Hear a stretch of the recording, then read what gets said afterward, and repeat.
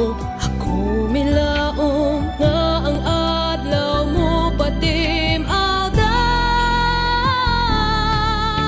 Pamalandong sa pulong sa Dios, tuburan sa pagtuong bug-os, tigpalig-on sa kalag sa kinabuhi, tuburan sa tanang paglaom ug paghigugma. Ang naghatag og kahulugan sa akong kinabuhi. Kidalit kaninyo ning estasyon DXGN uban sa mga madre sa Daughters of St. Paul. Kining tulumanon, bidlisiw sa kabuntagon. Nganong ani ako ning kalibutan.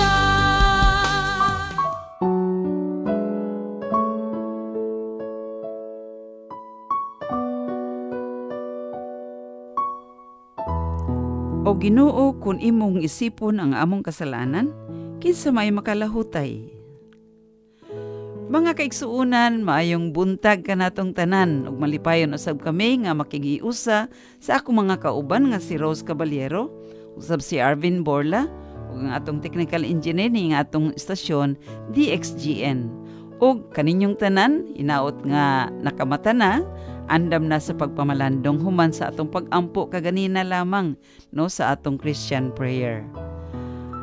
Mag-ampo kita. O Ginoo, among hinabang og mag-aagak, himuwa ang among mga kinabuhi nga magbarog diha sa imong gugma, ug ang among gugma kanimo mulutaw unta diha sa among kadasig sa pagbuhat og maayo alang sa uban. Kini among gipangayo pinaagi sa among Ginoong Hesukristo imong anak, nga buhi og hari uban kanimo sa Espiritu Santo, Dios nga usa, hangtod sa kahangturan. Amen.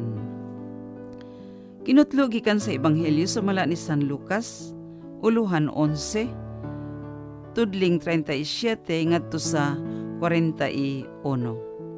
Sa nagsulti siya, gidapit siya sa usa ka Pariseo sa pagpangaundungan kaniya. Busa miadto sa Jesus ug mitangka sa kananan. Ang Pariseo nakugang sa pagkakita nga wa siya manghunaw una mukaon. Karon kamong mga Pariseo, naglimpyo sa gawas sa tasa ug sa plato. Apan sa sud puno kamo sa pangilad sa pagkadautan. Mga buang kamo, dili ba maoy nagbuhat usab sa sud ang nagbuhat sa gawas? Apan ikinasing-kasing ninyo paghatag ang mga limos. Ug ania, mamalimpyo alang kaninyo ang tanan. Ang Ebanghelyo sa Ginoo.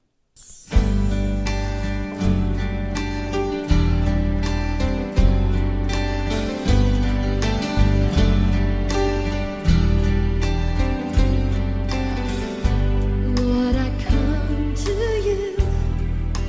Let my heart be changed. Renewed, flowing from the grace that I found in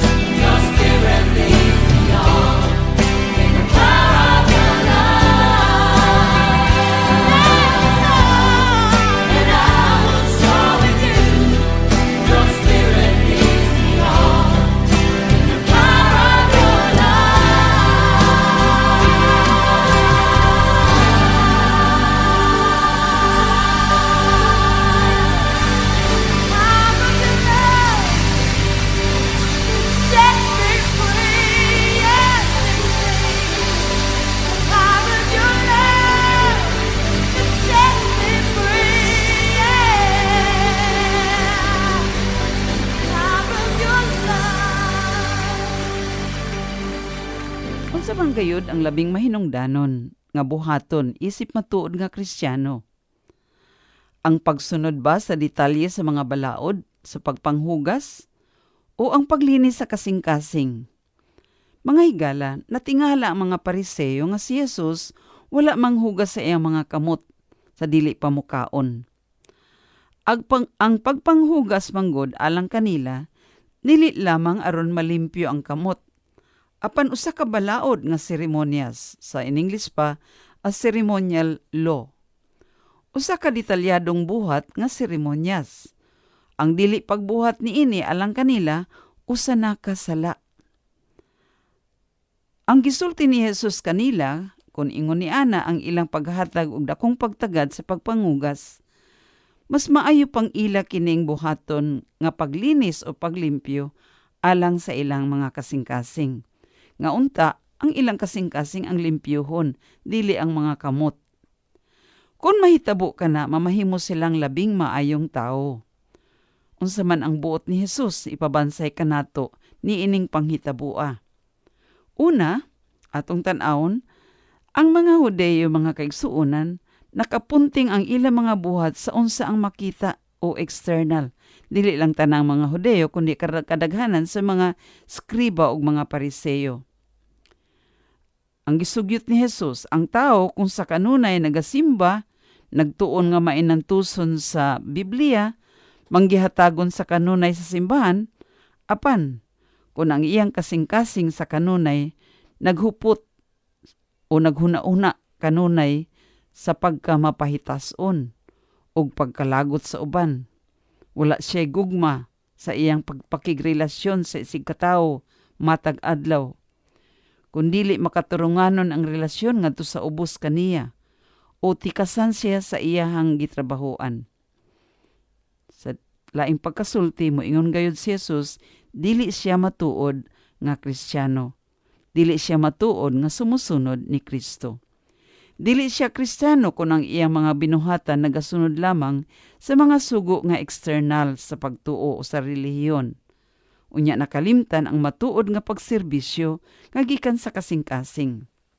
Tinuod, nakapunting ang mga Pariseo sa unsa ang detalye. Kung ikumpara nato ang buhat sa gugma, kaayo, hustisya ug pagkamanggahiyatagon diha sa pagpanghugas sa mga kamot, o napayduga nga ilang ginabuhat paghatag sa ikanapulo nga bahin ngadto sa templo o gitawag kini nga tithe. Inubanan pagayod sa eksakto nga pagtimbang. Alang kang Hesus, dili kini mao ang mahinungdanon. Mas mahinungdanon ang buhat sa gugma, sa hustisya, sa kaayo ug sa kamanggihatagon. Kayo sahi man gud, nabalitok ang atong prioridad nga mga pagabuhaton. Gugma ang kinahanglan aron malipay kita ug malipay usab ang Ginoo. Ikaduhang punto mga kaigsuonan. Aduna gayoy mga tawo nga naanad na sa pag-question o pagkritik ug mao kini ang nakalipay kanila. Magmasalubon sila kung dili nila kini mabuhat. Maayo silang mangita og sa laot sa kada panghitabo sa bisan asa. Espesyalista sila sa pagdaot sa uban. Busa ang kadaghanan, mulikay sa pagpakigsandurot kanila. Mao kini ang mga Pariseo nga nakahimamat ni Jesus. Dili tanang mga pagkwestiyon o pagkritik daotan. Apan kun ang tumong aron pagdaot sa uban, mao kana ang nakaapan. Apan kun mao kana sila, si Jesus wala magdumili sa pagdawat sa iling imbitasyon sa pagpangaon. Siya ang taong walay gipili kung kinsa ang iyang ikahimamat, dautan man o maayo. Si Jesus sa iyang kaayo ug kaluoy, dili gayud mo dumili sa matag tao. Apan mutambag siya kung unsay hustong pagabuhaton. Ilabi na mahitungod sa mga sugo o balaod sa Dios. Adunay kalainan kung maghiskot kita sa mga butang mahitungod sa Dios o sa mga butang nga balaan. Aduna usay kalainan kung puy-an nato ang atong nadungog o gituuhan. Ang gugma lamang ang makatudlo kanato kung unsa ang maayo og dautan. Ang balaod walay gahom sa pagsugo kanato sa sulod ng paagi o internally. Ang gugma lamang ang makahimo niini. Atong susihon ang atong kaugalingon. Kung aduna ba'y kumon nga mga kinaiya kita, ngadto sa mga Pariseo nga pirmi natong madungog diha sa Ebanghelyo. Kung kita adunay pagigugma sa atong isigataw, ang pagsaway usa ka bendisyon. Apan kung mahinaway kita tungod kay nagselos, nasuko, naglagot, o hapig-ot ra kaayo ang atong panghuna-huna, umubo ra kaayo ang pasensya, susama hinuon kita sa mga Pariseo. Mga espesyalista sila sa pagpagubot sa katilingban, pagguba sa kalinaw, ug ang bunga niini mao ang gubot nga kinabuhi. Mga higala, ang makatabang nga mga tambag inubalan sa pagsaway, ilabi na kung dunay angayang sawayon, kinahanglan na usab sa pagpalambo sa atong pagkatao, di ba? Ilabi na diha sa pamilya o sa katilingban.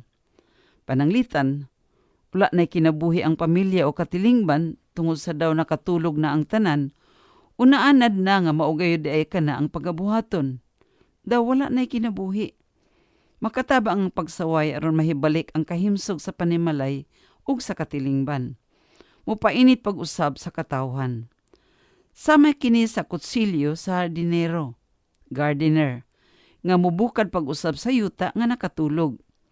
Mo puol sa mga sagbot nga mitubo, aron mulambo na pag-usab ang mga bulak o tanom nga angayang palambuon.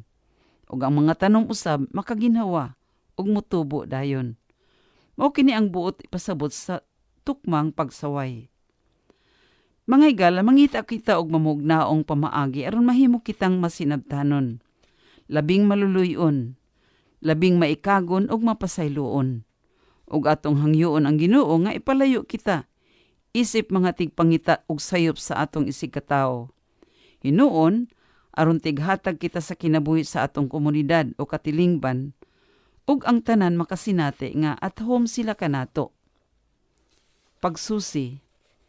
Migamit ba kita sa atong panahon aron mohatag og kinabuhi o aron pagdaot sa uban? Musaway ba kita kung adunay kinahanglang sawayon? Magampo kita. Magampo kita sa Dios Amahan, nga wala magtan-aw sa gawas lamang, kundili sa kinahiladman, sa matag pangamuyo kita moingon. Hinlui kami, Ginoo. Nga ang mga nangulo sa simbahan, mahimuuntang matinud-anon sa ilang mga katungdanan. Magampo kita sa Ginoo. Hinlui kami, Ginoo. Ngalikayan unta sa mga opisyal sa gobyerno, ang mga pamaaging ipal o pagkaaron ingnon sa ilang pagpangalagad sa mga tao. Magampo kita sa Ginoo.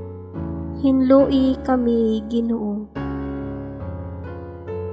Nga magsusi unta kita sa atong tagsa-tagsa kakonsensya, matag adlaw, ug magtuman sa kabubuton sa Dios. Magampo kita sa Ginoo. Hinlui kami, Ginoo. Nga ang mga kalag sa purgatoryo, mahinluunta sa kalayo sa gugma, sa Dios, ug maangayan sa pagsulod sa langit ng gingharian.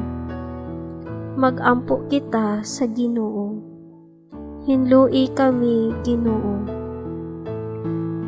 O Dios among Amahan, tabangi kami sa pagsimba ug pag-alagad kanimo sa espiritu ug kamatuoran. Pinaagi ni Kristo nga among Ginoo. Amen. Mga kaigsuunan, daghang salamat sa inyong pagpaminaw ning atong tulumanon, bidlisiw sa kabuntagon. O hinaot nga sa atong pagpaminaw, aduna kitay nakutlo nga atong pamalandungan ug usaban sayon. Kini ang inyong higala sa kahanginan si Sister Rica, sa mga madi sa Daughters of St. Paul, kauban usab si Arvin Borla, ug usab si Rose Caballero, ug ang atong technical engineer ni atong stasyon DXGN. Ug kaninyong tanan moingon ako, malipayong adlaw sa Martes. Rose, unsa na imong giinom? Ang kaping may sinabi, Dreamvet 8-in-1 coffee, available sa tanang pharmacies.